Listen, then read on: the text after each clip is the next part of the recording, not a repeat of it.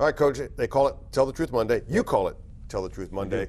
Several players in the locker room said, including Jimmy Reeves, tackling was an issue.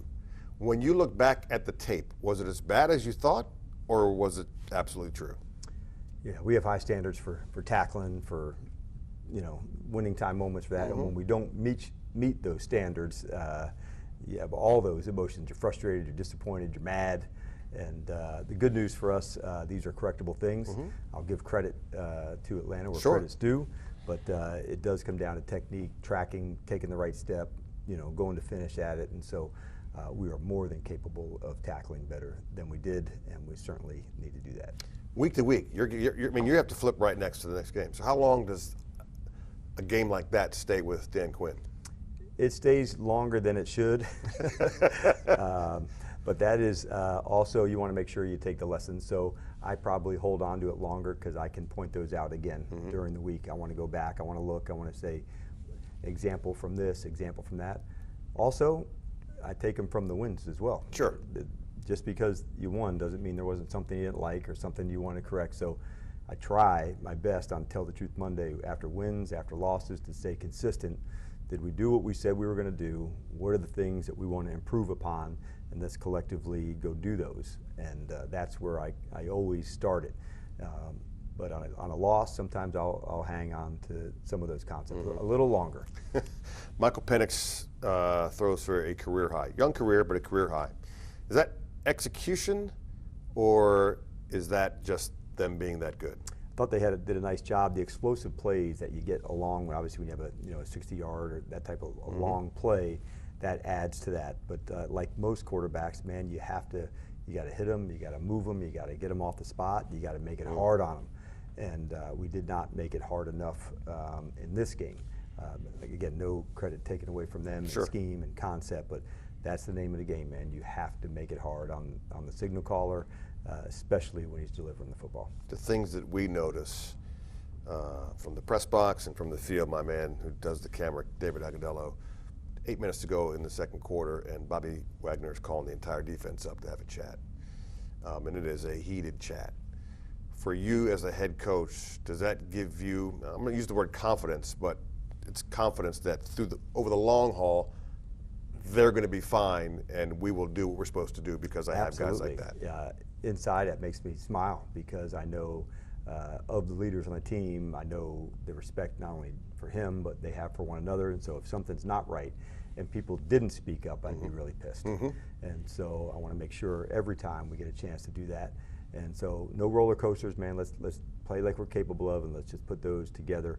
I don't want the highs and the lows, and we've seen both examples of those, and man, we've got to level that out. Marcus Mariota, again, second straight week, under center or in the gun. I thought he played well. The guy's got just I can't curse, but a ton of it. Ton of fight in him. Yes, yes, he does. I was so impressed on like he wanted the fourth down play that went to Debo, called for that one to take a shot on the fourth down. That's a hell of a throw. He had known that going early into the game, and the preparation side, the 2-point play of running, coming back, going to Zach. I thought typical Marcus, man, he was on it. He's such a good leader, the way he can connect with the players. So yeah, I really thought he made some things happen for us, and it was good to see our run game getting some traction to see where we can take it. I know Jane was close last week, at least from what we've heard. You expect him, I know you guys have to go through some more testing and everything else, but do you expect him to be there next Sunday? We expect him to go through the whole week of the process. So what does that include? His practice performance, the medical team looking at him, how's he feeling? So those are the things that we'll do. But yeah, we're optimistic that he's hitting all the markers that he's supposed to hit. And then ultimately, like the medical decision, we'll just say, okay, he's ready to go. But he is absolutely round the clock putting it in. This is a rare competitor. If he does go, he is going to be playing roughly 70 miles from where he went to high school. We just saw last night with Micah going back to Dallas. Sure. As a head coach, as much as he wants to play, and if he's playing, he's going to play, do you have to go, hey, by the way, you know, I know this is a big game for you personally, but you know, let's stick to the process? Yeah, it's nice, you know, a year later that we have a relationship that we've gotten to know one another, so you can have, you know, more honest and real conversations about things. When, you know, early on he's learning me, I'm learning him, going through the competition to become the quarterback, learn some things throughout the year, but after you go through the whole cycle together, you've grown closer, and it's much easier to have those type of conversations when you need to. Right. Luke McCaffrey, he feels like, at least appearances, that he's so much more comfortable in his own skin, in the scheme and as an NFL player. And yesterday, he just balled out. He did. It was. He's such a competitor, Chick. So on a touchdown catch, he follows that up with assisting on a tackle. You see him in the return game. Yeah. He is, I think, one of the elite competitors and has faith, confidence, trust, belief. We also have that in him. But man, describe him not just as a wide receiver. Like, man, that's a football player. Sure. I know you guys lost, and people who are watching this go, "Oh, Chick's just being a homer." I'm not being a homer here. Even in losses, lessons are learned. Effort.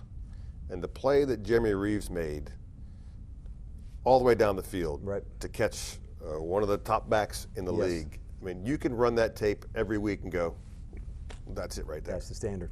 And it was one of the fastest speeds even in the NFL this year. But it kind of goes to show, expressing himself, how important it is, how tough he wants to play, and just battle for another opportunity to go line up again and do it. And so he has demonstrated that to his teammates and to everyone here over and over again. Man, he is one of our true commanders through and through. You go to LA, you're going a day earlier than you normally would. Right. Why is that?